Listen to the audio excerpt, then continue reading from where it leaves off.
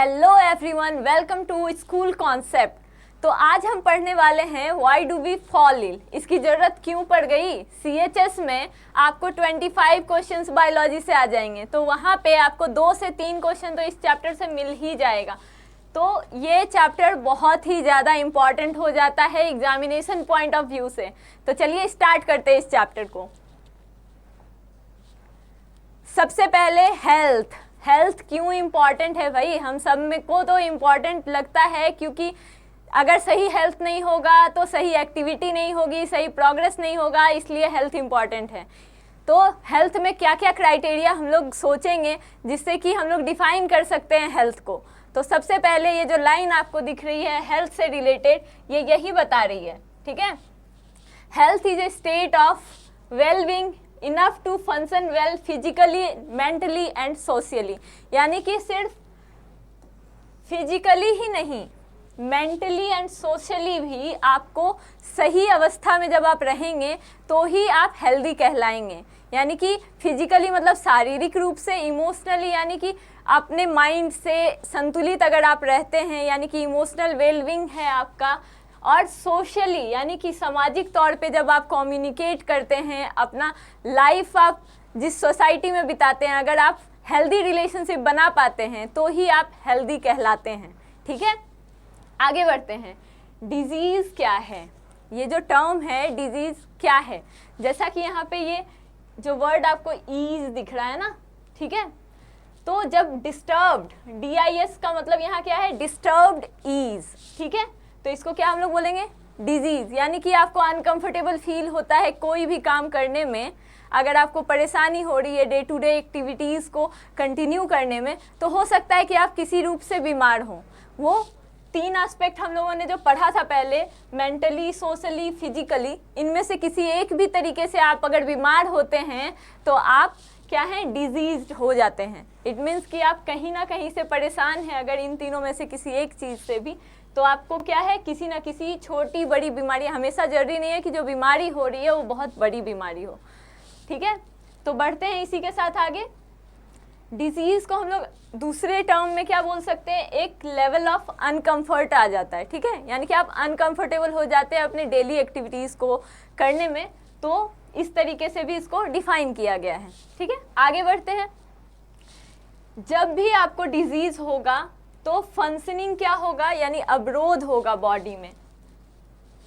जो भी फंक्शनिंग है आपके वन और मोर सिस्टम, मोर और सिस्टम यहाँ पे जो बात की जा रही है, वन और मोर सिस्टम, ये क्या है, आपके ऑर्गन सिस्टम्स की बात की जा रही है।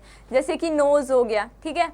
नोज़, जब हम लोग नोज़ एक्सटर्नल रूप से हम लोग देख पा रहे हैं कि ये नोज़ है, लेकिन इसके साथ में नॉस्ट्रिल्स हैं, लंग्स हैं हमारे बॉडी में, ठीक है। तो ये क्या है, एक ऑर्गन सिस्टम है। लीवर आपका ऑर्गन सिस्टम में आ गया, ठीक है। तो इस तरीके से हमारे बॉडी में कितने सारे ऑर्गन हैं, ब्रेन एक ऑर्गन है। तो यहाँ पे बताया जा रहा है कि फंक्शनिंग क्या है, कि आपकी चेंज हो रही है, यानी कि अच्छे से प्रॉपर फंक्शनिंग नहीं हो पा रही है, ठीक है। तो ये स्टेट क्या होता है, टाइम के साथ और बिगड़ने लगता है अगर सही ध्यान नहीं रखा जाए तो, ठीक है। These changes give rise to symptoms and signs of disease. यानी कि आपको जब फीवर होती है तो आपकी बॉडी क्या होती है, गर्म हो जाती है, ठीक है। और हो सकता है कि आपको ठंड लगने लगे अचानक से, फिर स्वेटिंग होने लगे। तो ये सब क्या है, सिम्टम्स है। यानी कि आपको अगर कुछ होता है तो उसका सिम्टम्स दिखता है। जैसे कि आजकल बहुत ज़्यादा बात होती है स्ट्रेस की, ठीक है, एंजाइटी की। तो इस तरह के मेंटल इलनेस से भी रिलेटेड बहुत सारी बातें होती है। तो ये कैसे पता चलता है, ठीक है। तो ये जो 3 तरीके हैं, यानी फिजिकली या तो आपको शो करता है, या तो मेंटली शो करता है, या फिर आप जब कम्युनिटी में बैठते हैं, आप लोगों से बातचीत करते हैं, तो वो इलनेस दिखने लगती है, ठीक है। तो इस तरीके से हम लोग समझ सकते हैं कि डिजीज़ क्या काउज करता है, अनकंफर्ट काउज करता है, प्रॉब्लम काउज करता है डे टू डे लाइफ में, और जो सिम्टम्स आते हैं, साइंस जो डिजीज़ शो करता है, वो आपके लिए प्रॉब्लम बनता है, हेल्थ कंडीशंस को बिगाड़ता है, ठीक है। आगे बढ़ते हैं इसी के साथ। अब देखिए, डिजीज़ को हम लोग 2 पार्ट्स में डिवाइड कर सकते हैं, ठीक है। डिजीज़ को जब हम 2 पार्ट्स में डिवाइड करेंगे तो एक हो जाता है एक्यूट डिजीज़ और दूसरा हो जाता है क्रॉनिक डिजीज़। अब दोनों में क्या डिफरेंस है, ठीक है। सबसे पहले एक्यूट डिजीज जो होगा वो शॉर्ट इंटरवल ऑफ टाइम के लिए होगा, जैसे कि आपको फीवर हो गया, कोल्ड एंड कफ हो गया, ये सब क्या है, शॉर्ट इंटरवल ऑफ टाइम के लिए होता है। 1 वीक में आप ठीक हो जाएंगे, ठीक है, 2 से 3 दिन में भी ठीक हो सकते हैं। तो इनका इम्पैक्ट क्या है, इतना प्रोलॉन्ग्ड इफेक्ट नहीं देगा, ठीक है। तो हम लोग समझ सकते हैं कि एक्यूट मीन्स शॉर्ट, ठीक है। बढ़ते हैं आगे, क्रॉनिक डिजीज़। इसमें जो भी आपके हेल्थ कंडीशंस होंगे वो टाइम के साथ जब बिगड़ने लगते हैं तो उनका इफ़ेक्ट क्या होता है, लॉन्ग टर्म में दिखता है, और वो डिजीज़ बहुत मुश्किल से ट्रीट होंगी, या फिर ट्रीट हो भी रही हैं तो टाइम लगा करके ट्रीट होगा, या फिर हो सकता है कि ट्रीट ना भी हो पाए। तो ऐसे डिजीज़ को हम लोग क्या बोलते हैं, क्रॉनिक डिजीज़, ठीक है। अब जैसे कि यहाँ पिक्चर में दिख रहा है हम लोग को, अब हम लोग को ये पिक्चर दिख रहा है तो हम लोग इसको कैसे बांट सकते हैं, ये क्रॉनिक डिजीज़ है या एक्यूट डिजीज़ है। हम लोग यहाँ स्नीजिंग देख रहे हैं, ठीक है, एक लड़की है एक लड़का है, यहाँ पे क्या हो रहा है, स्नीज कर रहे हैं, यानी कि किसी तरीके की एलर्जी हो सकती है या फिर कोल्ड कफ कुछ भी हो सकता है। तो ये किस में आएगा, आपके एक्यूट डिजीज में आएगा, यानी कि थोड़े टाइम तक इसका इफेक्ट रहेगा और फिर बाद में ये ठीक हो जाएंगे, ठीक है। आगे बढ़ते हैं, काउजेज ऑफ डिजीज़। क्या कारण होता है कि आप किसी भी तरीके के डिजीज़ का सामना करते हैं, यानी किसी भी तरीके से बीमार आप क्यों पड़ते हैं, ठीक है। सबसे पहला है लैक ऑफ नरिशमेंट। अब हम लोगों को लगता है कि हम लोग खाना खा ले रहे हैं तो हमारा न्यूट्रिशन का जो भी हम लोगों को ज़रूरत है वो कंप्लीट हो जा रहा है, उसकी ज़रूरत नहीं है। लेकिन हमको पता है कि हम लोग को खाने में 5 तत्व चाहिए, यानी कि प्रोटीन भी है, कार्बोहाइड्रेट भी है, विटामिन्स हैं, मिनरल्स हैं, यानी कि आपको सब कुछ मिलना चाहिए, तब जाके आपका पोषण क्या होता है, कंप्लीट होता है। तो ऐसे केसेस में जहाँ पे कि नरिशमेंट सही से नहीं मिल रहा है, चाहे वो जिस भी वजह से हो, तो डिजीज़ के चांसेस क्या होते हैं, बढ़ जाते हैं, ठीक है। डिजीज़ के चांसेस आपके बढ़ जाएंगे। पुअर हाइजीन, यानी कि कोई ऐसा कंडीशन है, या फिर ज़रूरी नहीं है कि ये सिर्फ गरीबों में हो, अमीरों में ना हो, ये एक लाइफस्टाइल होती है, ठीक है। तो हाइजीन जो भी मेंटेन नहीं करेगा वो क्या होगा, उसको डिजीज़ होने के चांसेस क्या होंगे, बढ़ जाएंगे। जैसे कि जो ध्यान नहीं रखता है, कहीं भी गंदा छू देता है और फिर आकर के काम करने लग जाता है, तो क्या होता है, उनको सर्दी भी बहुत जल्दी पकड़ने लगती है। तो ये क्या है, पुअर हाइजीन कंडीशन अगर आप मेंटेन करते हो तो आप क्या होगा, डिजीज़ ज़्यादा होंगे, ठीक है। जेनेटिक डिफरेंसेस, अब जैसे एग्जांपल है, आपका दोस्त ज़्यादा बीमार पड़ता है लेकिन आप कम बीमार पड़ते हो, इसके पीछे का रीज़न क्या हो सकता है। एक रीज़न ये हो सकता है कि जेनेटिक लेवल पे आप स्ट्रांग हो, या फिर इम्यूनिटी आपकी स्ट्रांग है तो आप बीमार कम पड़ते हो, ठीक है। तो ये एक फैक्टर हो गया। फिर आ जाता है पुअर पब्लिक सर्विसेज, यानी कि जो सर्विसेज आपको दी जा रही हैं किसी भी एक्सटर्नल सोर्स के द्वारा, यानी कि गवर्नमेंट जो सर्विसेज दे रही हैं, या जिस तरीके की भी बाहर पे आप रहते हो तो आपको डे टू डे लाइफ में जो चीज़ें आपको मिलती हैं उनमें आपको किस तरीके का मेंटेनेंस मिल रहा है, यानी कि पुअर क्वालिटी अगर होगी तो आपको डिजीज़ जल्दी लगेगी, ठीक है। नेक्स्ट है इग्नोरेंस। ज़्यादातर हम लोग अपने घर पे देखते हैं या आस पड़ोस में देखते हैं कि अगर बीमार हुआ कोई तो खुद से ही दवाई दे देते हैं, अगर फीवर आई तो खुद से दवाई दे देते हैं। तो इस ऐसे केसेस में क्या होता है कि अगर आप इग्नोर कर रहे हो, बहुत लोग डेंगू जैसे चीज़ें आजकल बहुत ज़्यादा हो रही हैं, तो हम लोग क्या देखते हैं कि फीवर हुआ है, दवाई खुद से ले रहे हैं और बाद में इतनी हेल्थ कंडीशन ख़राब हो गई कि फिर दिक्कत ही हो जाती है, ठीक है। तो इग्नोरेंस जो है वो एक कारण है डिजीज़ को आगे प्रोलॉन्ग इफेक्ट मिलने में, ठीक है। आगे बढ़ते हैं इसी के साथ। अब है इन्फेक्शियस डिजीज़ क्या होता है, ठीक है, और नॉन इन्फेक्शियस डिजीज़ क्या होता है। सबसे पहले हम लोग देखेंगे इन्फेक्शियस डिजीज़, यानी कि जो फैल सकता है, टच से, कॉन्टैक्ट से जो भी डिजीज़ फैलेगा उसको हम लोग क्या बोलेंगे, इन्फेक्शियस डिजीज़। और इसमें क्या है, इन्फेक्शियस एजेंट्स हैं, यानी कुछ एजेंट्स हैं जो कि हेल्प करते हैं डिजीज़ के ट्रांसफ़र में। नॉन इन्फेक्शियस डिजीज़ क्या है, ये कोई इन्फेक्शियस एजेंट के थ्रू काउज नहीं होता है। तो कैसे काउज होता है, ये जेनेटिक एबनॉर्मलिटीज़ हो सकती हैं, यानी कि पहले से ही जेनेटिक लेवल पे कुछ दिक्कत हो सकती है जिस वजह से ये डिजीज़ हो रही है, ठीक है। यानी कि आपके जीन्स में कोई प्रॉब्लम की वजह से हो सकती है। ओबेसिटी, यानी कि ज़रूरत से ज़्यादा अधिक वजन का बढ़ जाना, ठीक है। अगर आपका वजन बहुत ज़्यादा जल्दी बढ़ गया है तो हो सकता है कि आप ओबेसिटी के शिकार हैं और इस वजह से आप ज़्यादा प्रोन हो जाते हैं, कोई भी डिजीज़ आपको पकड़ सकता है।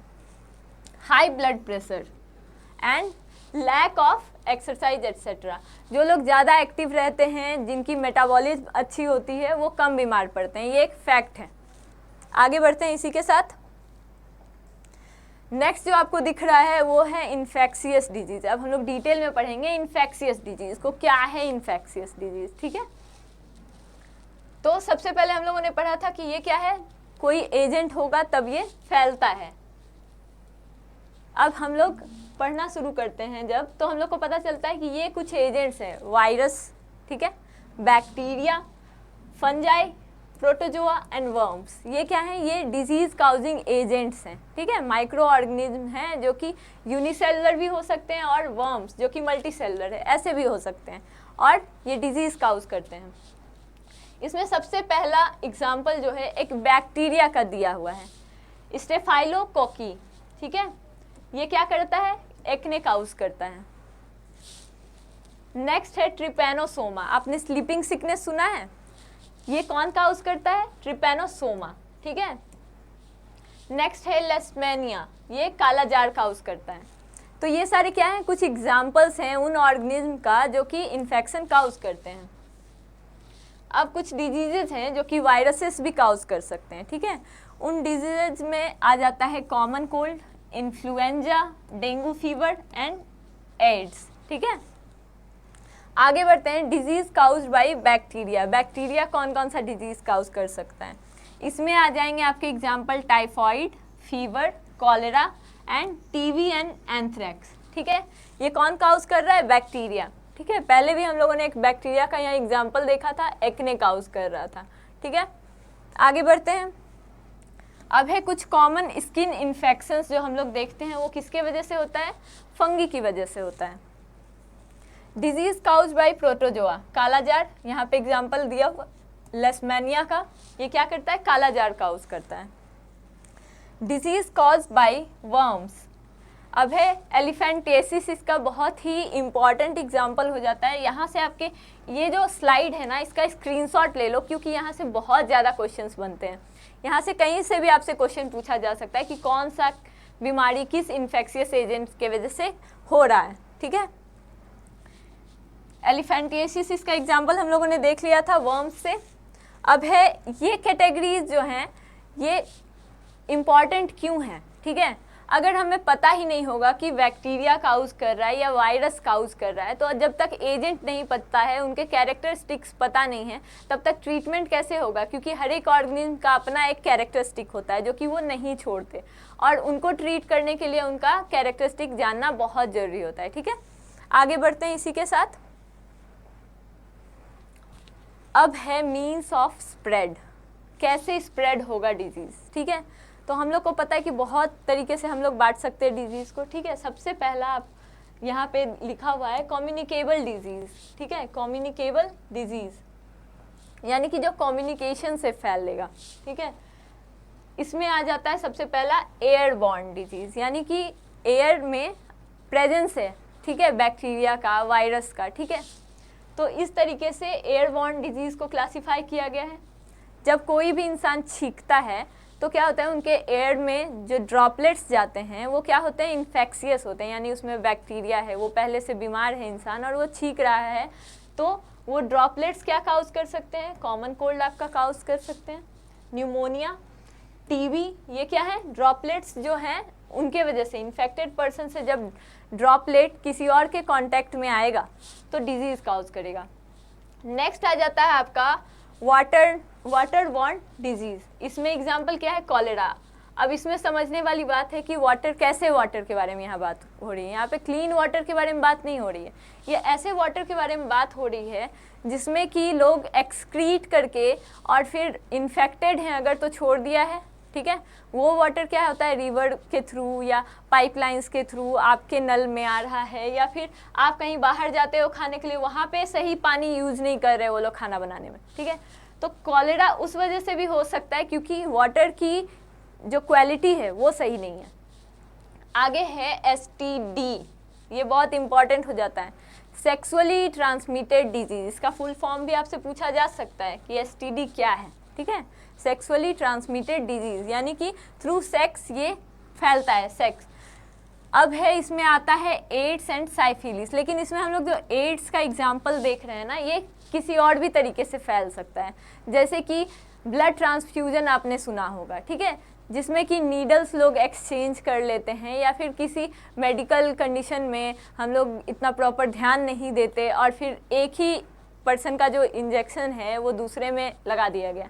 ड्रग्स के केसेस में स्पेशली सबसे ज़्यादा चांसेस रहते हैं ये ट्रांसफ्यूजन होने का, क्योंकि उसमें क्या होता है कि लोग एक ही नीडल से ड्रग्स लेते हैं। तो ये सब लाइक कॉमन एग्जांपल्स हैं जिसके वजह से भी एड्स फैलता है, ठीक है, सिर्फ वो सेक्सुअली ट्रांसमिटेड डिजीज नहीं है।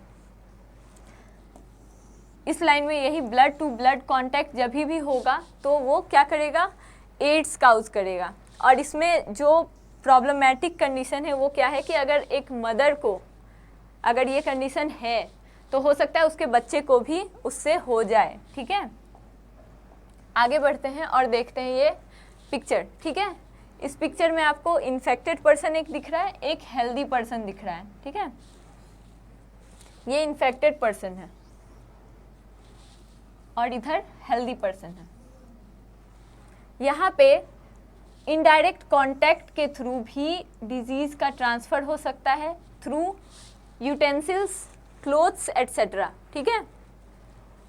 बाय एयर क्या हो रहा है, वाटर ड्रॉपलेट्स के थ्रू यहाँ हो रहा है इन्फेक्शन, और डायरेक्ट कांटेक्ट के थ्रू भी हो सकता है इन्फेक्शन, किसमें, हेल्दी पर्सन में। किससे इन्फेक्शन फैलेगा, इन्फेक्टेड पर्सन से। बाय फूड भी हो सकता है, यानी कि खाना अगर आप शेयर कर रहे हो, अगर सामने वाले को सर्दी खांसी है, ठीक है, तो हो सकता है कि आपको फूड शेयर करने के वजह से भी सर्दी खांसी लग जाए, ये एक एग्जाम्पल है।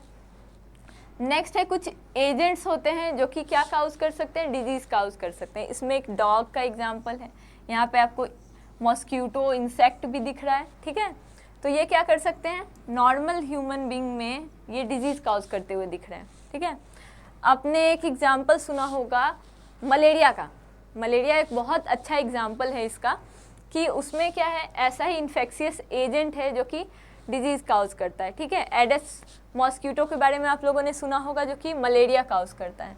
तो ऐसे एजेंट्स को हम लोग क्या बोलते हैं, ऐसे एजेंट्स को हम लोग वेक्टर्स बोलते हैं, ठीक है। वेक्टर्स क्या है, ऐसे एनिमल्स हैं जो कैरी करते हैं डिजीज, यानी कि जो इन्फेक्टेड पर्सन है उनसे डिजीज ले करके और हेल्दी पर्सन में वो ट्रांसफ़र कर देते हैं। हो सकता है उनके पास कोई सेकेंड मीडियम भी हो, यानी कि कोई और होस्ट हो जिसमें कि वो पहले पास करेंगे फिर वो पास करे, ठीक है, इस तरीके से भी होता है। और ये इन्फेक्शन पास करते हैं, यानी कि पोटेंशियल ट्रांसमीटर हैं, ठीक है। अब आगे बढ़ते हैं, आगे देखते हैं।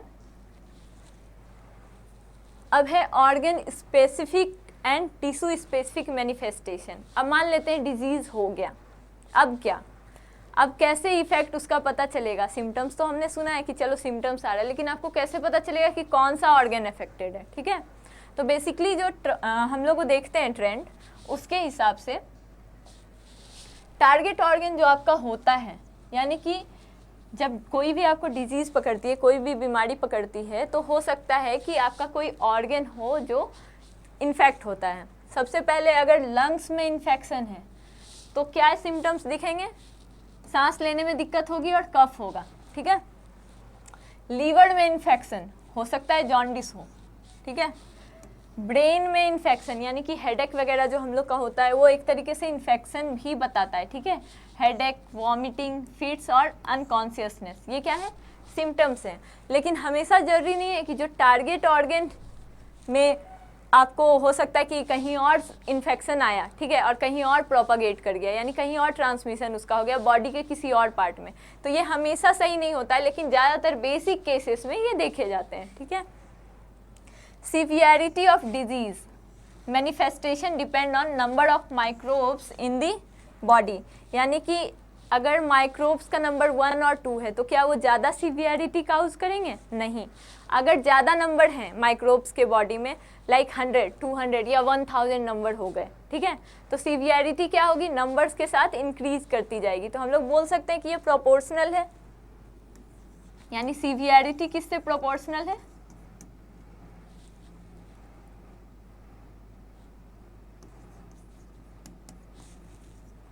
मैनिफेस्टेशन, जो आपका मैनिफेस्टेशन हो रहा है किस लेवल पे हो रहा है। मैनिफेस्टेशन हाई होगा तो सीवियरिटी हाई होगी, ठीक है। यानी कि less number of microbes minor manifestation cause करेगा और अननोटिस्ड रहेगा। लेकिन वहीं अगर ज़्यादा नंबर ऑफ माइक्रोब्स हैं तो लाइफ थ्रेटनिंग इफेक्ट देगा, ठीक है। ये समझ आ गया होगा। कोई भी क्वेश्चन हो, कोई भी प्रॉब्लम हो तो आप कमेंट बॉक्स में बताएं, हम लोग उसका आंसर नेक्स्ट वीडियो में बताएंगे, ठीक है। प्रिवेंशन, अब आता है प्रिवेंशन। अगर आपको डिजीज़ हो गई, इन्फेक्शन हो गया, टारगेट ऑर्गन पे असर भी दिख गया, आप हेल्दी भी नहीं रहे, अब क्या ही कर सकते हैं। प्रिवेंशन की बात करते हैं, ठीक है। सबसे पहला है प्रिवेंशन में जो हम लोग पॉइंट पढ़ते हैं कि डिजीज़ हो ही क्यों ना उसको सोर्स पे ही रोक दिया जाए, यानी एक्सपोजर ही घटा दिया जाए इतना कि कोई दिक्कत ही ना हो, ठीक है।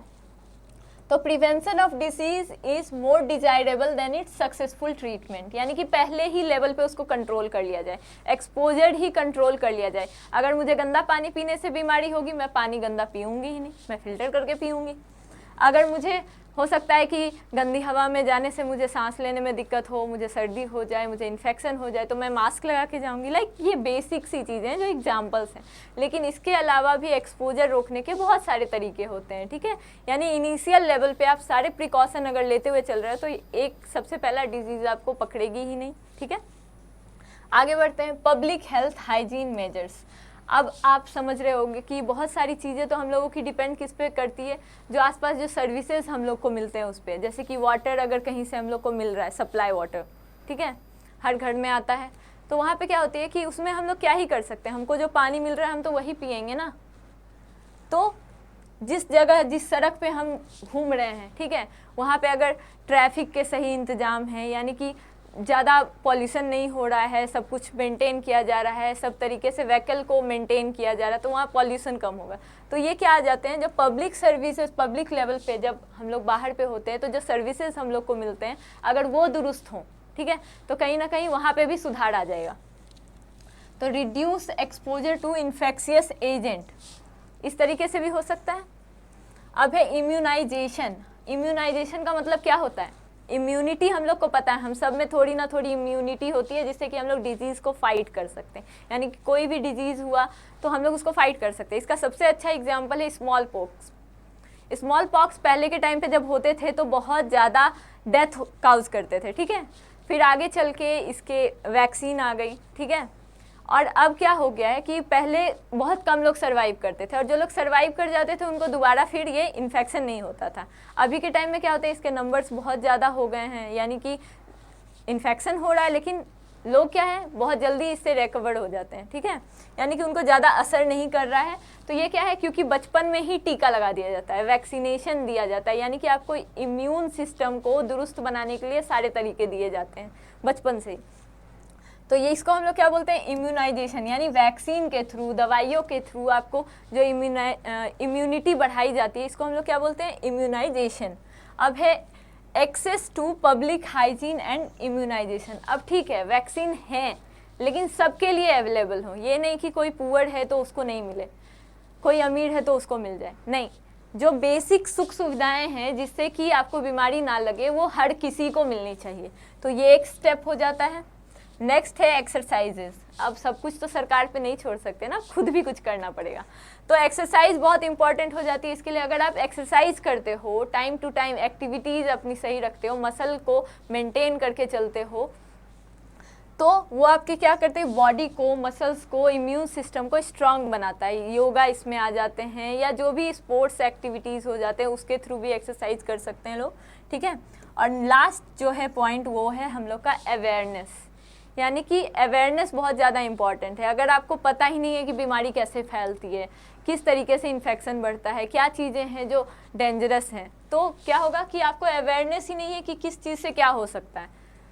तो अवेयरनेस सबसे इम्पॉर्टेंट है। गवर्नमेंट हमेशा अभियान चलाती रहती है। आपने पोलियो में भी सुना होगा, जिसके ब्रांड एम्बेसडर हुआ करते थे अमिताभ बच्चन। तो हम लोगों ने देखा है कि 2 बूंद जिंदगी की, हमेशा हम लोगों ने सुना 2 बूंद जिंदगी की। ये क्या है, अवेयरनेस प्रोग्राम है, जिससे कि आपको पता चले कि आपको क्या प्रॉब्लम हो सकती है अगर आपने दवाई नहीं ली तो, और अगर आपने दवाई ले लिया तो आप सुरक्षित हैं। तो ये क्या हो गया, अवेयरनेस प्रोग्राम। ठीक है। तो ये चैप्टर बहुत इंपॉर्टेंट था और इससे इसी तरीके के क्वेश्चन आते हैं, ठीक है। तो आगे आप हमसे जुड़े रहिए और जो भी आपका इम्पॉर्टेंट चैप्टर जो भी जैसे आता जाएगा हम सब पढ़ाते जाएंगे, आपको सब कुछ सिखाते जाएंगे और एक भी क्वेश्चन नहीं छूटने देंगे। 25 क्वेश्चन है तो 25 के 25 करके आना, एक भी क्यों छोड़ के आए, ठीक है। अगर आपको ये वीडियो पसंद आई हो तो लाइक करें और हमसे जुड़े रहें। थैंक